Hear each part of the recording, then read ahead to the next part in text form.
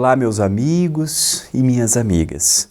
Estamos iniciando mais um capítulo do livro Opinião Espírita, pela TV A Caminho da Luz e também pelo Centro Espírita Perdão, Amor e Caridade. Eu agradeço a todos que têm assistido, divulgado, prestigiado o canal e agradeço imensamente pelo carinho que destinam à minha pessoa. Que o nosso programa de hoje possa ter o amparo dos bons espíritos, do nosso querido Dr. Adroaldo Modesto Gil, benfeitor do CEPAC e da TV A Caminho da Luz. Hoje nós veremos o capítulo 24, os capítulos pares, mensagens de Emmanuel pelas mãos de Chico Xavier. Proteção da vida superior. E este capítulo, ele está vinculado ao Livro dos Espíritos, questão 491. Então nós vamos ao texto base de Emmanuel, que Emmanuel se utilizou para a sua inspiração, para posteriormente adentrarmos propriamente no capítulo de Emmanuel. Então a questão 491 está inserida no livro 2º, capítulo 9, Intervenção dos Espíritos no Mundo Corpóreo. Este capítulo do Livro dos Espíritos é um capítulo-chave, em que ele vai falar a participação do mundo espiritual no mundo corpóreo. O mundo corpóreo, aquele a qual estamos vinculados quando estamos de posse de um corpo físico, ele não deixa também de ser um mundo espiritual, uma dimensão espiritual. A diferença de uma dimensão para outra está em mais matéria e menos matéria. Então, qual que é a participação das outras dimensões na dimensão corpórea? É grande, é pequena? Há uma pergunta dentre essas que compõem este item que Kardec indaga dos bons espíritos, qual que é a participação dos espíritos na nossa vida. E os espíritos respondem assim: mais do que imaginais. Muitas vezes são eles quem vos dirigem. Então, por aí nós já temos um panorama de que a participação dos espíritos na nossa vida, ela é grande. Ela tem uma participação imensa. Agora, está em nossas mãos aumentarmos ou diminuirmos essa influência, e está em nossas mãos também, da mesma forma que eu escolho os meus amigos. Olha, eu tenho afinidade, nós pensamos da mesma forma, nós vamos no mesmo templo de oração, nós tivemos muitas histórias parecidas, eu tenho afinidade. As amizades vão se compondo pelas questões de afinidade, pelas questões que nos ligam uns aos outros. Assim também é a atração dos espíritos. Atraímos e somos atraídos, segundo a lei da afinidade. Então, o ocioso, o preguiçoso, o maledicente, o vaidoso, naturalmente vai atrair espíritos da mesma ordem. Chico Xavier, por exemplo, que foi um arauto da paz, da concórdia, do humanismo, da fraternidade, que espíritos Chico Xavier atraía para si? Espíritos que vibravam no mesmo teor energético que ele. Então aí a escolha está em nossas mãos. Então a questão 491 indaga Kardec: qual a missão do espírito protetor? Missão, compromisso. Qual o compromisso, qual a missão, qual o papel do espírito protetor? A palavra já está carregada de definição. É um espírito que protege, é um espírito que ampara, é um espírito que leva o apoio para os momentos bons e para os momentos difíceis. Qual a missão do espírito protetor? Qual que é o papel dele? Então, qual que é o papel da mãe? Qual que é o papel do pai? Qual que é a missão do avô? Qual que é a missão dos parentes? Então, o pai tem uma missão, a mãe tem uma missão, os filhos possuem missões. No trabalho, a mesma coisa. Aqui, Kardec faz uma pergunta curiosa. E no âmbito espiritual?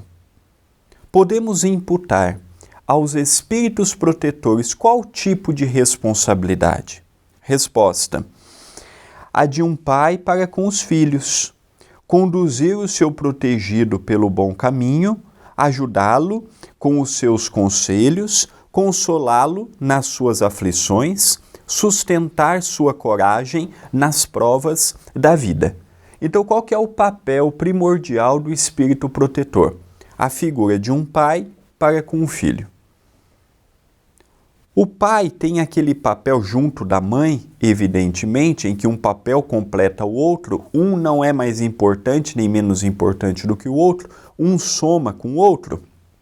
É você dar um encaminhamento intelectual, espiritual e moral. E pela ausência desses três, o que nós temos visto? Pessoas desequilibradas na sociedade.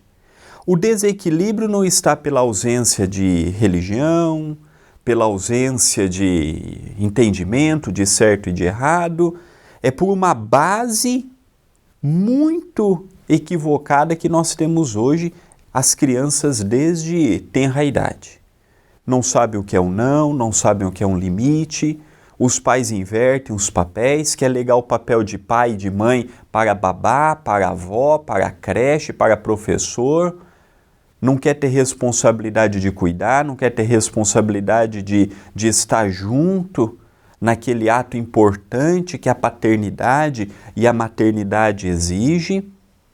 E aí nós temos visto o que vemos. Crianças sem educação, crianças sem limites, crianças totalmente destrambelhadas a nível intelectual. Nunca se teve um número tão grande de analfabetos dentro de uma própria escola como nós temos hoje. Olha que interessante. A gente hoje de 10 crianças, muitas não sabem interpretar um texto. Muitas não sabem ler. Muitas não sabem o mínimo do mínimo do mínimo. Se não sabe a parte intelectual, que é a mais fácil dos pais darem aos seus filhos, que dirá da parte espiritual e que dirá da parte moral? Então nós temos percebido que o papel de um pai não é o que nós vemos na atualidade. Deixa a vida me levar, deixa o filho solto, depois que cai nas drogas, cai no álcool, engravida, aí a gente pensa no que vai fazer. A gente pensa na solução do problema. Aqui não.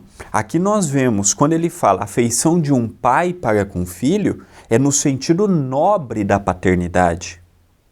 É no sentido da amizade, do companheirismo, do sentar olho no olho, do trocar uma ideia, do filho sentir que é amparado pelo pai e o pai ter a certeza que amanhã os papéis hão de inverter e vai ter no ombro do filho a figura de um amigo que o ajudará na velhice.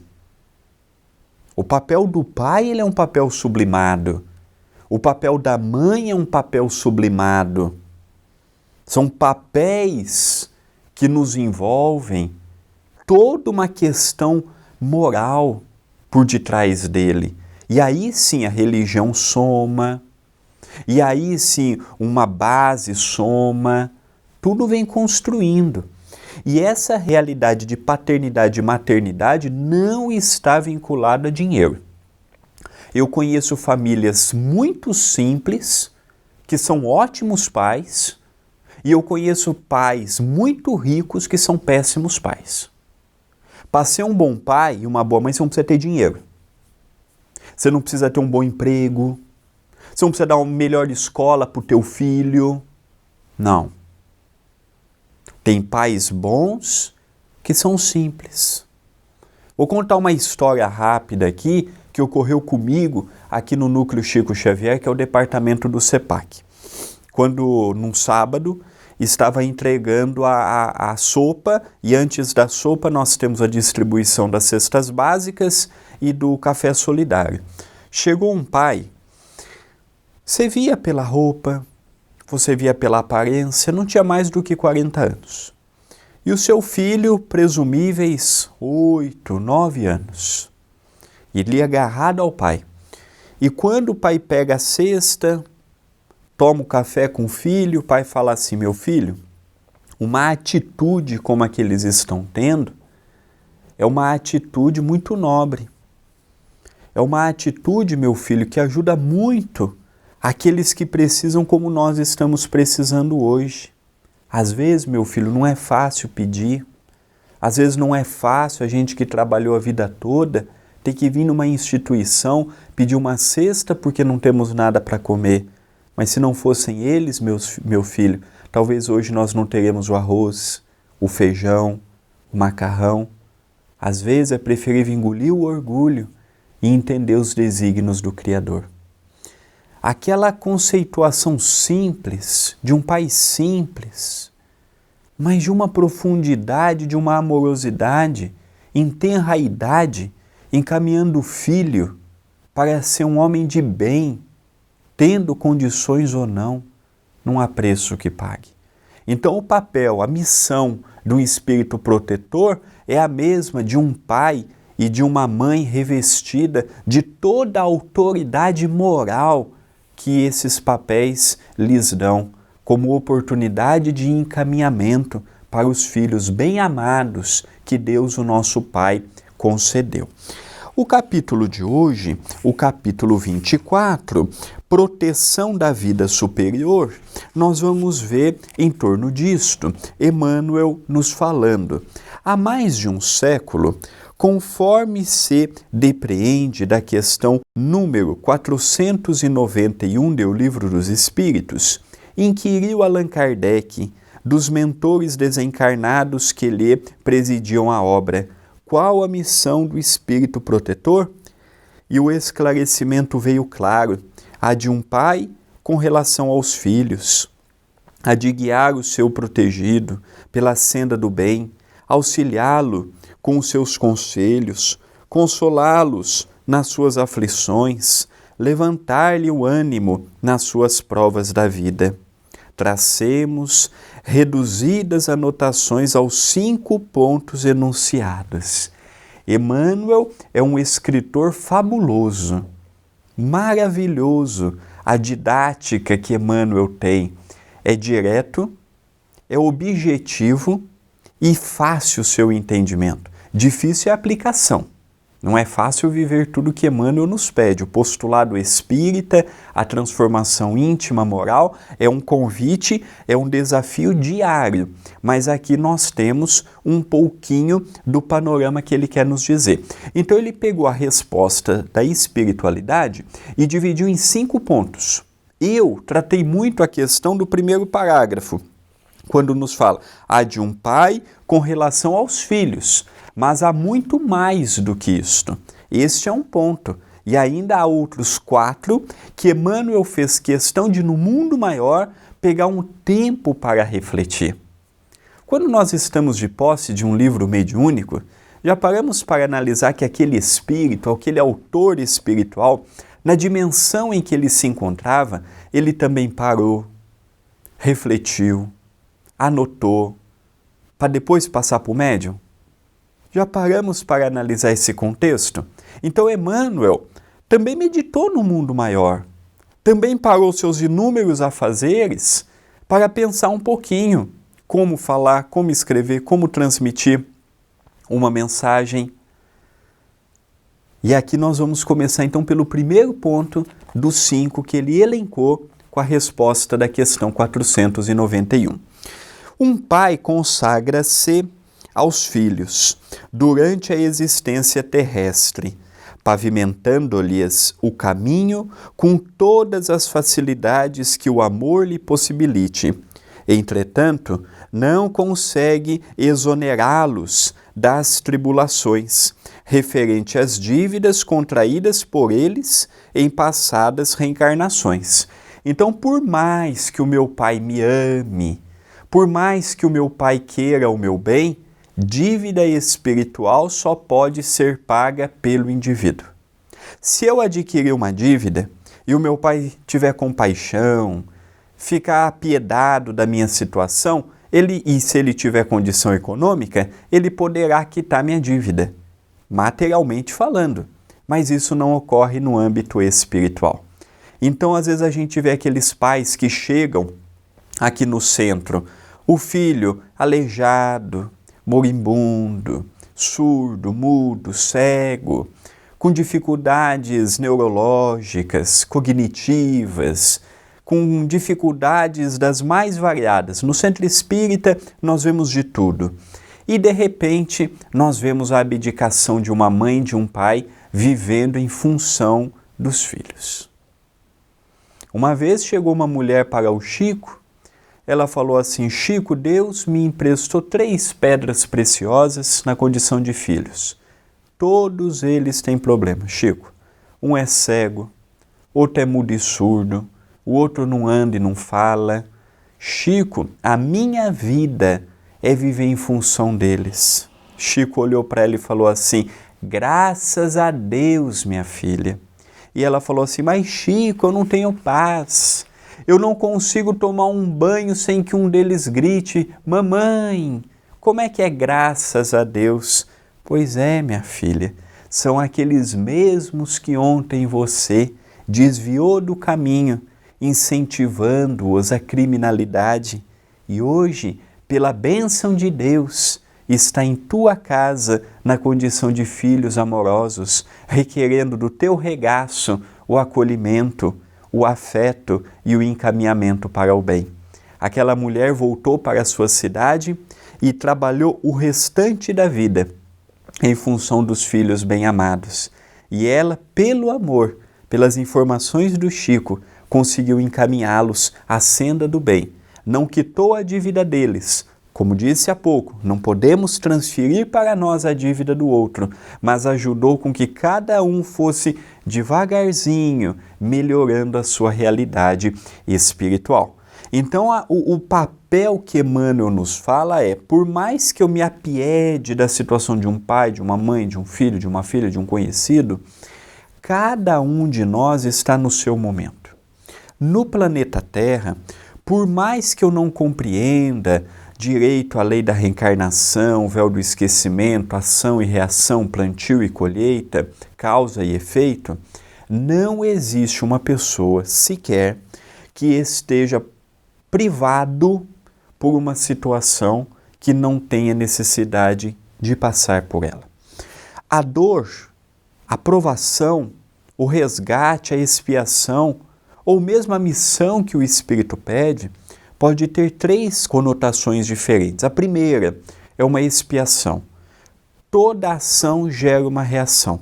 E seja hoje, seja no futuro, terá necessidade de ser ressarcido. É da lei da natureza. É implacável. Plantou, colheu.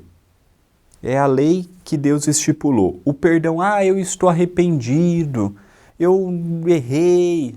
Deus leva em conta o arrependimento, Deus leva em conta o remorso, Deus leva em conta que naquele momento não estávamos bem, mas não fica impune perante a lei divina.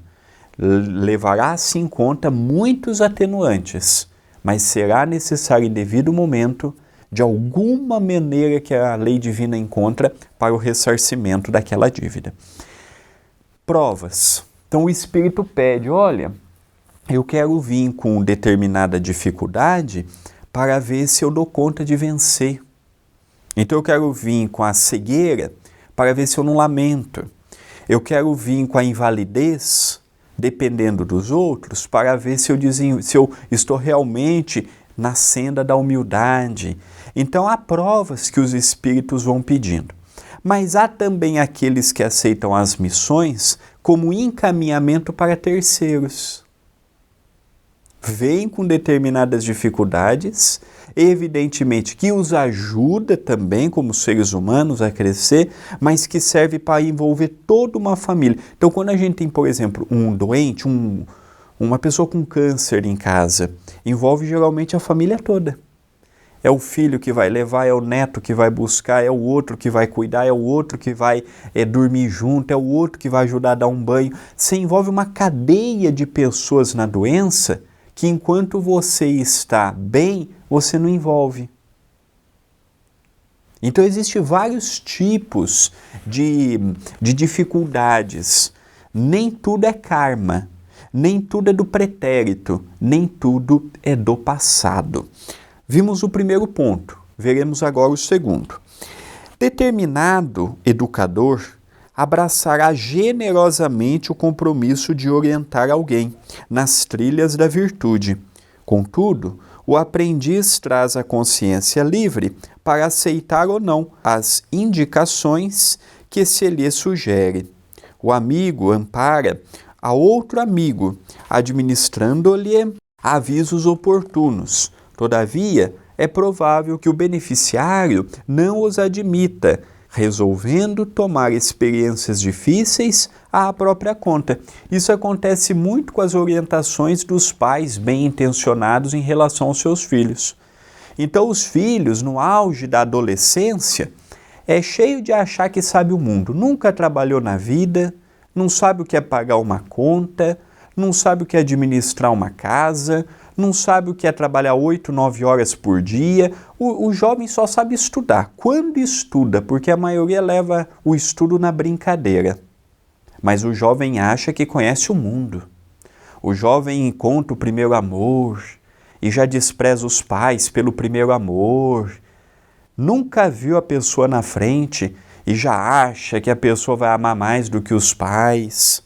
Olha, uma coisa eu digo, tirando os processos reencarnatórios difíceis que a gente traz em casa, mas um lar tido normal, ninguém nos ama mais do que nossa mãe e nosso pai. Difícil é a esposa ou o marido que dá vida pela companheira ou pelo companheiro igual a nossa mãe faria ou nosso pai. Muito difícil. A nossa mãe e o nosso pai estarão conosco, a gente pode ser o maior criminoso do mundo. A mãe vai visitar a gente na cadeia. A esposa não. Na primeira oportunidade nos troca por outro. Então, tirando um lar, que é problemas do passado grave, que você vê ali que é um triângulo amoroso, que são 3 inimigos na condição de pai, mãe, filho, pai, mãe e filha, tirando isso, um lar tido normal, é muito difícil uma pessoa fora de casa que nos ame mais do que nosso pai e nossa mãe. Muito difícil. E aí eles querem nos orientar, tomar cuidado, às vezes mostrar por experiências que eles já passaram, por erros que eles já experimentaram, mas nós, no auge dos 15 anos, no auge dos 20 anos, no auge dos 25 anos, não conhece nada da vida, mas acha que conhece tudo. Aí a opinião do pai não serve, a opinião da mãe não serve, mas a opinião da namoradinha, que é tão descabeçada quanto a ele, serve. Outra que não conheceu nada da vida também. Então junta um que não conheceu a vida, junta outro que não conheceu a vida, vai dar o quê? 2 que não conhecem nada. Só a experiência para nos dar. Só a experiência. Então, é o que a espiritualidade nos fala. Temos amigos dos 2 planos da vida. Os que estão do nosso lado encarnados e os que estão no mundo espiritual nos transmitindo pensamentos por meio da intuição. Agora, cabe a cada um de nós ouvir. Cabe a cada um de nós ouvir. Não tem um ditado que nos fala, se conselho fosse bom não se dava, vendia? Pois é, por falta de humildade, por falta de ouvir, por falta de enxergar a longo prazo. Quantas cabeçadas a gente não está dando hoje? E se a gente tiver humildade, vai olhar para trás e vai falar, nossa, há 20 anos atrás, minha mãe, que já nem mais está aqui comigo, já havia me alertado sobre isto. Nossa, meu pai, meu saudoso pai, já tinha me falado isso quando eu era menininho e eu não dei atenção para ele. Então, muitas cabeçadas que nós damos na vida e depois imputamos a Deus. Deus se esqueceu de mim, a vida não gosta de mim, eu sou esquecido, o fulano é beneficiado, a vida é injusta porque o outro, a vida sorri. Mas será que se eu tivesse humildade e ouvido as pessoas que me amam, será que hoje eu estaria do jeito que eu estou? Será que se eu fizesse mais prece, entrasse mais em sintonia com o meu anjo da guarda, começasse um dia com a prece, terminasse um dia com a prece, naqueles momentos das lutas cotidianas, parasse e falasse, espera, a agitação, o nervosismo não me levará a lugar algum, será que eu continuaria passando pelas lutas, pelos problemas, pelas dificuldades que eu passo? Muitas vezes não. muitas lutas nossas é pelo nosso orgulho, é pela nossa vaidade. Não ouve ninguém, está sempre certo, todo mundo está errado, todo mundo quer o nosso mal, nossa mãe não ama, nosso pai não ama, fulano não quer o nosso bem. E aí acontece o que acontece. Quantas pessoas não deixam, por causa de mulher ou de marido, de frequentar a casa dos pais, porque o outro não gosta? Quantos a gente não vê por aí? E o mais triste, muitos chegam em determinada altura e separam. Aí a pessoa já perdeu o pai e a mãe porque morreram, a mulher ou o marido dá um pé na bunda e a pessoa se vê sozinha.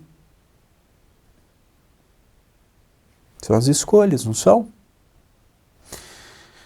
Depois o culpado disso é Deus. Continua Emmanuel. Devotado companheiro, dispensar-nos-á reconforto nas aflições, mas, se está consciente do respeito à justiça, não intentará suprimi-las, na certeza de que as recebemos da vida por inevitável necessidade. Compassivo irmão, dar-nos-á coragem para vencer nos transes de rudes provas.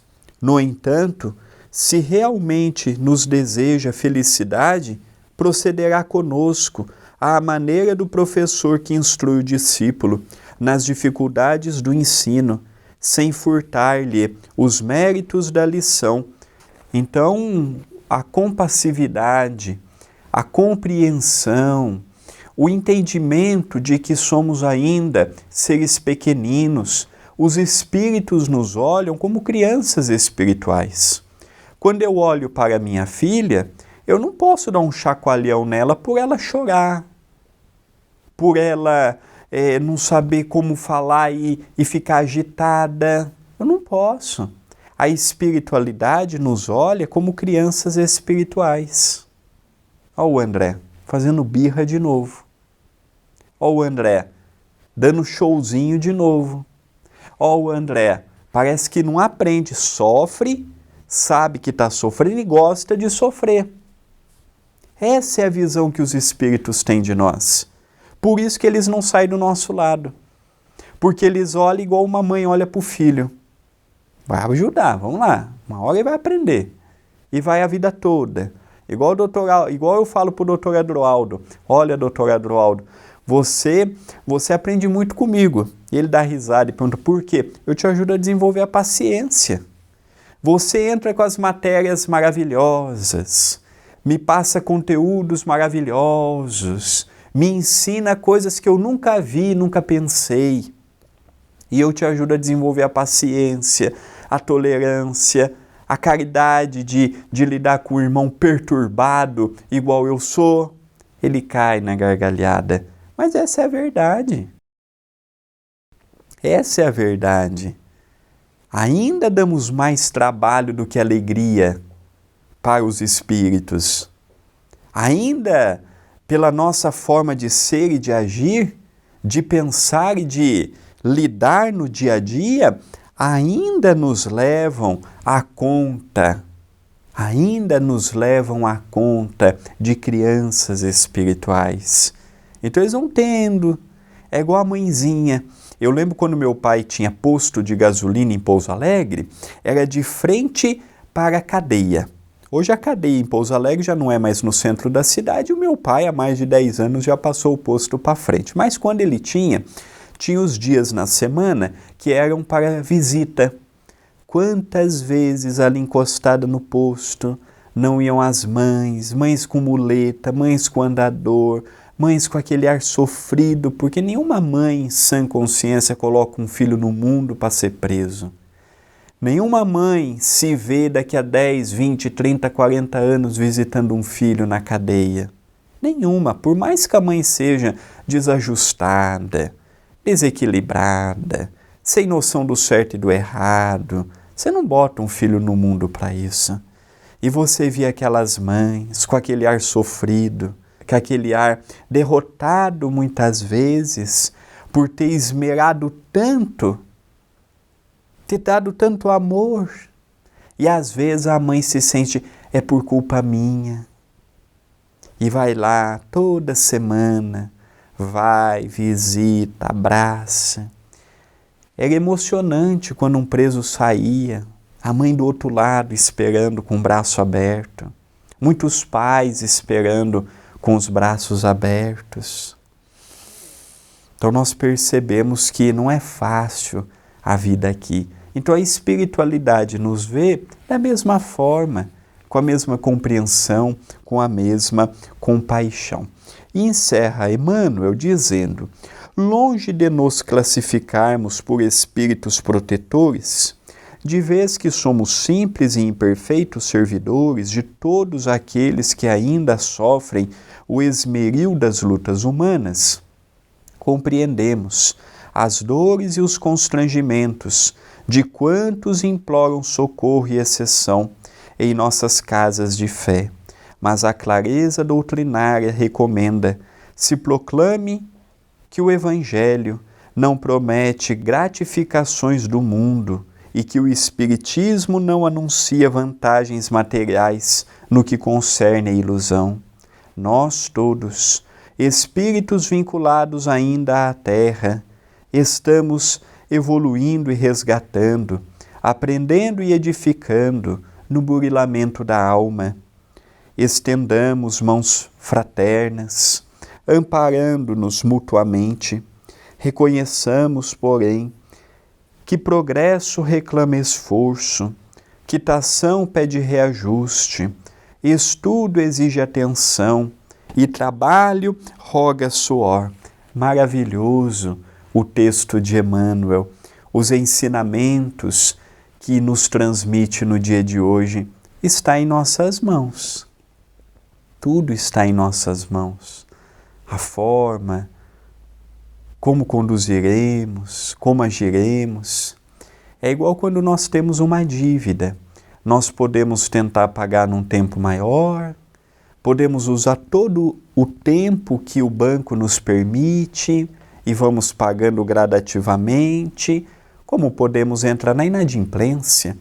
No Brasil, vi recentemente uma estatística que de cada 10 jovens, 8 já estão na inadimplência. Nem começaram a vida adulta e já estão com dívida no lombo. Imagina o futuro, imagina daqui a 20, 30 anos o que nós não vamos ver seguindo esta entoada. É a mesma coisa. Queremos ser um inadimplente espiritual? Empurrando a dívida que eu próprio contraí? Não é uma dívida de terceiro, não. Eu contraí. Não é dívida da minha esposa, não é dívida da minha filha, não são dívidas dos meus pais, são dívidas minhas. Então está em minhas mãos o tempo que eu vou quitar, o tempo que eu vou trabalhar por ela. Com vocês que me ouvem neste momento, é o mesmo caso. Então vamos pensar e repensar alusivo ao papel dos espíritos protetores na nossa existência.